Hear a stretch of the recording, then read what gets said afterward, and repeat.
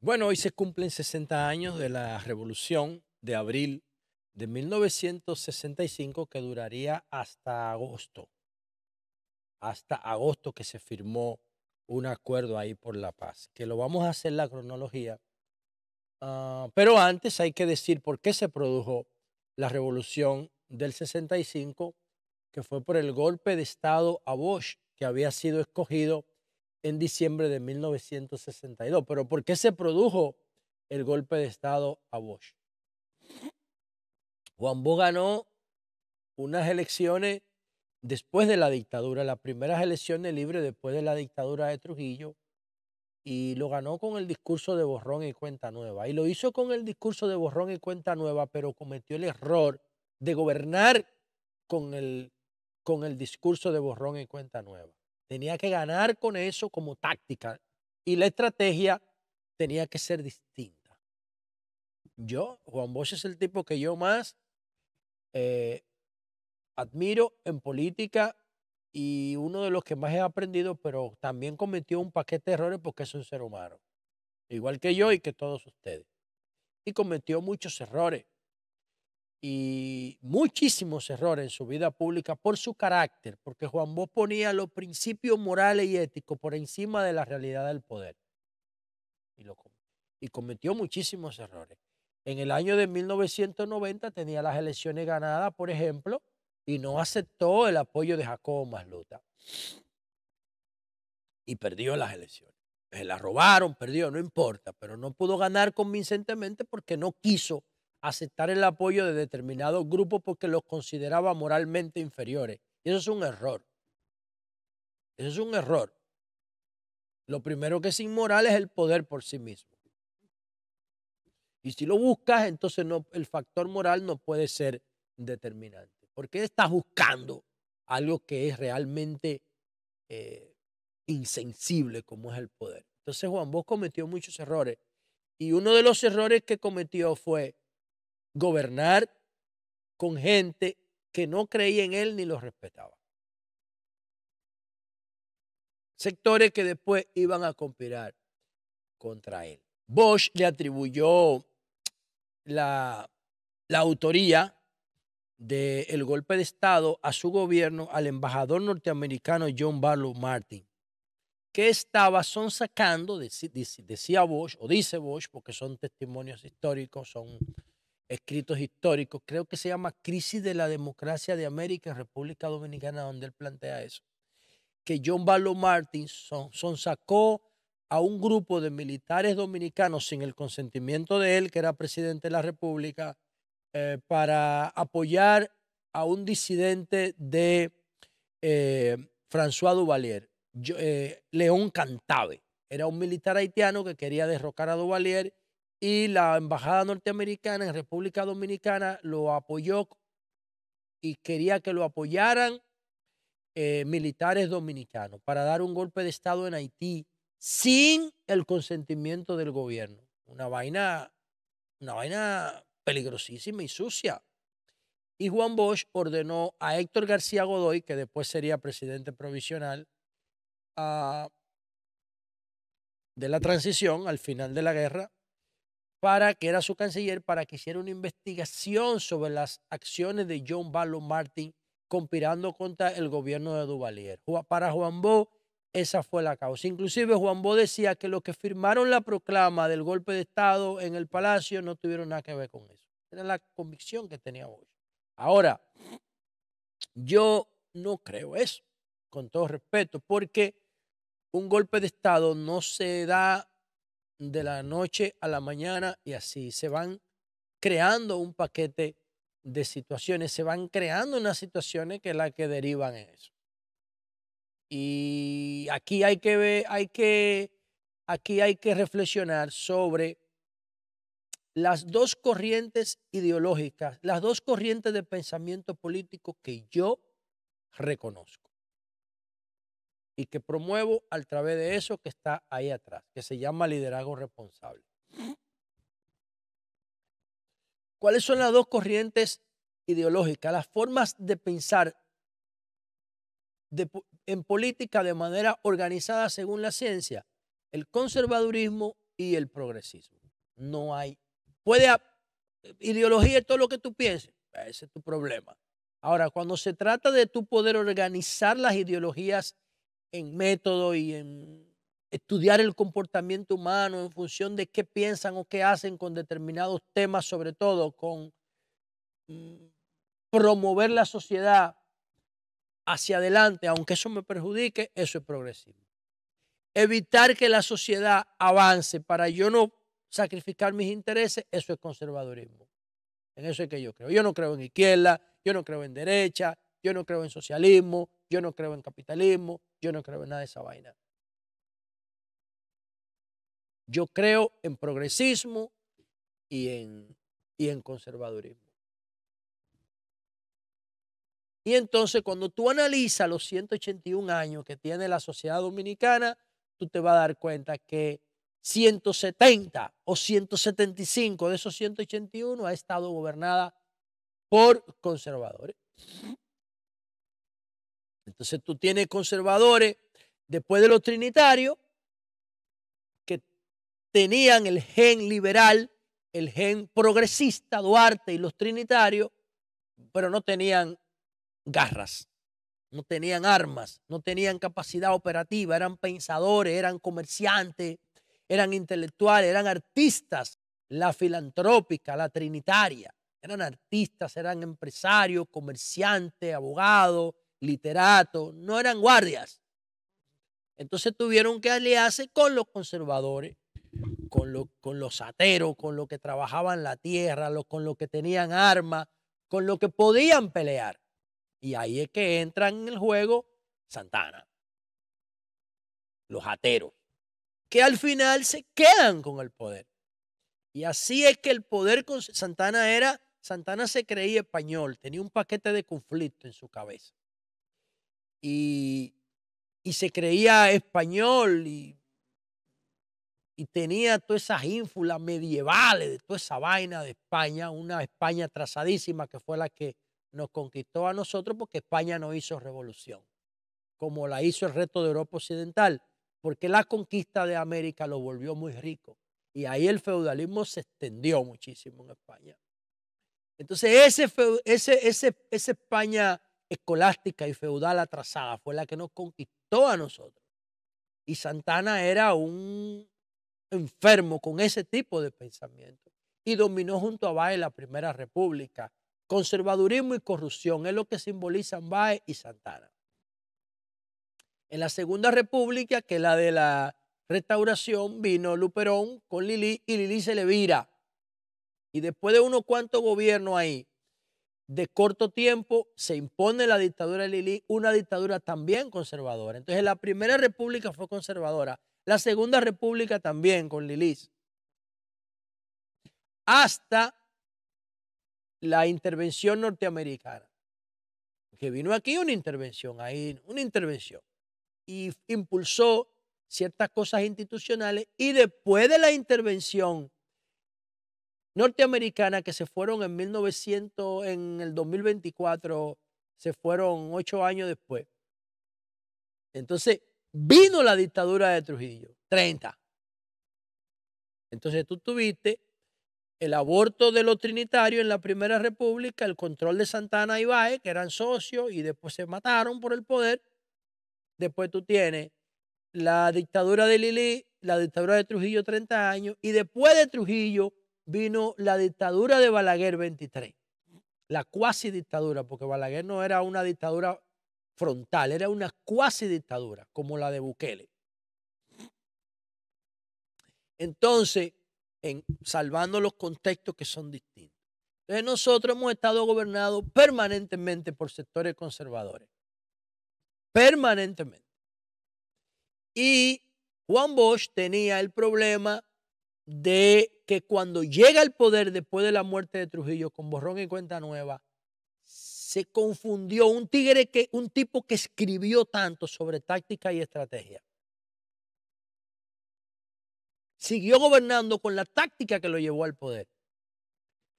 Y se quedó rodeado de gente que no lo respetaban, que no lo seguían, que tenían un pensamiento conservador, trujillista, dictatorial. Y se le unieron tres sectores clave que están en los fundamentos del liderazgo responsable, que son Fuerzas Armadas, Iglesia y empresarios. Porque Juan Bosch, cuando llegó al poder, promovió una reforma constitucional que cambiaba las bases del país para ser una república democrática, progresista. El artículo 37 de la Constitución de Juan Bosch decía que la educación debía estar basada en ciencia. Era una educación ostosiana, metódica, no religiosa. Y la iglesia se puso así, porque la iglesia controlaba, todavía la controla la educación. Entonces los grandes beneficiarios de la repartición de tierra que hicieron los norteamericanos cuando se iban con el sistema Torrent, que tenían las grandes extensiones de terreno, que todavía la tienen, también se le viraron a Juan Bosch. Y los militares que tenían todos los beneficios desde la muerte de Trujillo hasta el 63, que no podían seguir con el comportamiento ese corrupto de coger comisiones por todo lo que compraban, también se le viraron a Juan Bosch. Y eso fue lo que provocó entonces que se le unieran los tres, lo que yo llamo el liderazgo responsable, los liderazgos primarios, que son el liderazgo de seguridad, Fuerza Armada, el liderazgo económico, los empresarios, el liderazgo religioso, la Iglesia Católica. Se le viraron los tres. Recuérdense que para Juan Bosch ganar las elecciones, para que lo aceptaran, tuvo que ir a un debate. Tuvo que ir a un debate para demostrar que él no era comunista. Oye, esa vaina. Con un líder de la iglesia que se llamaba Láutico García. Todo eso. Entonces derrocan a Bosch y cuando derrocan a Bosch se forma lo que se conoce como el triunvirato. Entonces el triunvirato estaba dirigido, como su nombre lo indica, por tres personas. ¿Por qué renunció Emilio de los Santos, que había sido nombrado como presidente del triunvirato? Porque él, que era un tipo vinculado a la Iglesia Católica y al empresariado, por eso lo pusieron a presidir el triunvirato, y por eso yo digo que esos fueron los tres grupos sociales que derrocaron a Bosch. No fue John Barlow Martin, no. Pero fue la Iglesia, el empresariado y los militares. De hecho, ¿saben lo que significa CONE, verdad? CONE significó en principio Consejo Nacional de Hombres de Empresa. ¿Saben cuándo fue constituido el CONE? Cuando ganó Juan Bosch para conspirar contra él. Y no para conspirar contra él, sino para oponerse a la reforma que él promovía. El Consejo Nacional de Hombres de Empresa no incluía la palabra mujer. Ahora se llama Consejo Nacional de la Empresa Privada, pero antes era Consejo Nacional de Hombres de Empresa. Y se funda, ¿cuándo? En el 62, para enfrentar a Bosch. Esa es la realidad. Y pusieron a Emilio de los Santos, era un tipo de ellos. Ahora, ¿qué pasa? Que Manolo Tavares Justo, después de lo de la Mirabal y después del derrocamiento a Bosch, decidió sublevarse frente al triunvirato y enfrentó al triunvirato. Y se fueron a las montañas. ¿Y qué hicieron los militares? Lo mataron casi a la mayoría. Casi a todos, perdón, a la mayoría. Y cuando Emilio de los Santos se dio cuenta de que los habían matado sin su autorización, porque el tipo tenía principios, dijo, yo me voy de esta vaina, y renunció. Entonces, el triunvirato, la sustitución de Emilio de los Santos recayó en Donald Rick Cabral. Y Donald Rick Cabral hizo un gobierno basado en la corrupción y en la ineficiencia y el desorden. Y eso fue lo que provocó que un paquete de militares y de políticos empezaran a conspirar contra el gobierno del triunvirato, y así es que empieza la revolución de 1965, 2 años después, 1 año y medio después, perdón, déjame ver, 63, 1 año y medio después del derrocamiento de Bosch. 1 año y medio. Sí, porque a Bosch lo derrocan en septiembre del 63. Entonces, y la revolución empieza en abril del 65. 1 año y medio después del derrocamiento, entonces ya empieza la conspiración en en el 1964 ya había un descontento militar y empezaron a formarse conspiraciones y las Fuerzas Armadas se dividieron en dos. Hasta que los que querían la vuelta al poder reciben el apoyo de Camaño, que no era un tipo con un perfil de tradición progresista, era más bien trujillista, pero que en un momento histórico determinado decidió asumir el camino correcto de la historia y dirigir la revolución después de una visita a la embajada norteamericana tratando de impedir la guerra. Y a partir de ahí, entonces, el 24 de abril de 1900, un día como hoy, estalla la revolución. Y ya después, el 25 de abril de 1965, ya los constitucionalistas habían ganado terreno y controlaban gran parte de Santo Domingo un día como mañana. El presidente Donald Rick Cabral fue sustituido por José Rafael Moreno Díaz, y no sustituido, sino juramentado como presidente provisional, porque habían prácticamente dos países, porque después de la invasión después del levantamiento de la guerra de abril frente al triunvirato, entonces el presidente norteamericano Lyndon Johnson envía las primeras tropas, 400 marines, y luego envía más tropas y dividen Santo Domingo en dos partes: Santo Domingo Sur, que estaban los constitucionalistas, y Santo Domingo Norte, que estaban el gobierno que se llamaba, creo que de Reconstrucción Nacional, algo así. Entonces, ya a partir de ahí, eso es básicamente lo que ocurre y empiezan una serie de esfuerzos. La guerra duró desde abril, concentrada en la zona Ciudad Nueva, zona colonial, en la parte sur de la ciudad. Se enfrentaron con la parte norte y la invasión norteamericana. Esto duró duró hasta finales de 1960, hasta finales del 65. El 3 de septiembre de 1965, Héctor García Godoy, que fue ministro de Relaciones Exteriores, el que yo le dije ahorita, que investigó la conspiración contra Duvalier, se juramentó como presidente provisional de la República. Y yo pienso que eso, septiembre del 65, ya es el punto de quiebre, ¿no?, de la guerra de abril del 65, porque después vino un proceso de mucha tensión. Después de eso es que se produce la batalla del Matún en Santiago, en el Hotel Matún, después de eso. Pero ya ahí, a partir de Héctor García Godoy como presidente, comienza el proceso de desarme y de pacificación, y luego de ahí entonces, en el 1966, en junio, se celebran las elecciones y la gana Balaguer. Otro error de Juan Bosch. Participar en esas elecciones fue un error de Bosch, un grave error, porque los progresistas no pudieron hacer campaña porque todo estaba controlado.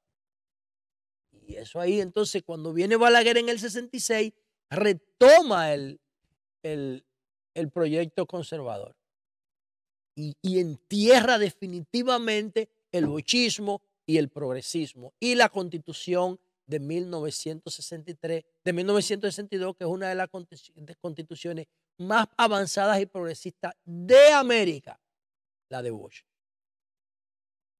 Y ya Balaguer cambia esa constitución totalmente, la entierra, y vuelven entonces, instaura lo que se conoce como el periodo de los 12 años, que es lo que yo llamo cuasi dictadura, porque los otros 10 años de Balaguer no fueron de la misma forma, porque ya el muro de Berlín se había caído y no podía gobernar haciendo lo que le daba la gana, sin justicia, sin nada de eso. Y ya después vienen los gobiernos del PLD, del PRM y del PRD, que son gobiernos que no tienen una definición ideológica marcada, pero sí son extremadamente conservadores. Por eso, dentro del palacio hay una capilla que se llama San Rafael y nadie la quita. Esa capilla San Rafael del palacio simboliza el derrocamiento de Bosch de 1963. Oigan lo que yo estoy diciendo aquí. Esa capilla, ahí adentro en el palacio, se llama San Rafael. En honor a Trujillo, no importa lo que digan que un santo, Trujillo, San Rafael. Nadie se atreve a quitarla. El PLD duró 20 años y no se atrevió a mover eso de ahí. Pero tampoco modificó los fundamentos filosóficos de la educación, que era el fundamento principal del bochismo, porque Juan Bosch lo que era profesor. Era un educador nato y quería una educación científica. Después del derrocamiento de Bosch, vino la revolución del 65, volvió Balaguer al poder, enterraron el bochismo, lo enterraron la constitución del 63, retomaron el proyecto conservador y ahí está la capilla en el palacio y ahí está la educación de mame mismo más sabe el burro que tú. Esos son dos pilares fundamentales del conservadurismo. ¿Dónde hubo progreso? En la parte económica. ¿Por qué? Porque se cayó el muro de Berlín. El PIB global creció entero. Y nosotros que hicimos una buena gestión de esa oportunidad, de lo que se conoce como el consenso de Washington, pasamos de 7.000 millones de dólares en el 90 a 120.000, 130.000 ahora. No lo he revisado los últimos días. Y eso es así. Esa es la historia. ¿Fuéramos un país desarrollado ahora? Yo creo que sí. Pero este es lo que tenemos, esto es el balance que tenemos. 56% de informalidad, un modelo educativo que no sirve, pero que se mete 300.000 millones de pesos anuales. Y lo que yo le estoy diciendo que no sirve. Y en 10 años va a ser peor, porque no están incorporando la tendencia tecnológica que están cambiando la humanidad. Eso es una botadera de recursos. Y yo no veo señales de querer transformarlo. Y eso tiene que ver con lo que pasó en 1963 y tiene que ver con la revolución de 1965 que hoy cumple 60 años de haber ocurrido.